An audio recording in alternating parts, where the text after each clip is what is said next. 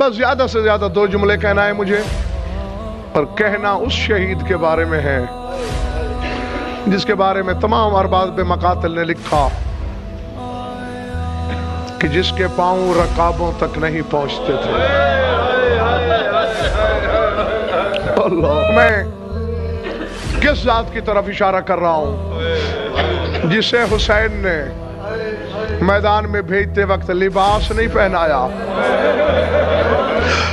आओ मेरे सर पे कुरान रखो कि बोला यही लफ्ज़ है किताबों के कि अलबसल कासिम सयाबहू सूरतल कफन। हुसैन ने कासिम को लिबास की जगह कफन पहनाया। और अकबर जैसे बेटे को भी मैदान में हुसैन ने भेजा था, लेकिन हुसैन पे गश नहीं आई। अल्लाह जाने कासिम की तैयारी में क्या राज था कि गश आया है सुल्तान करबला पर।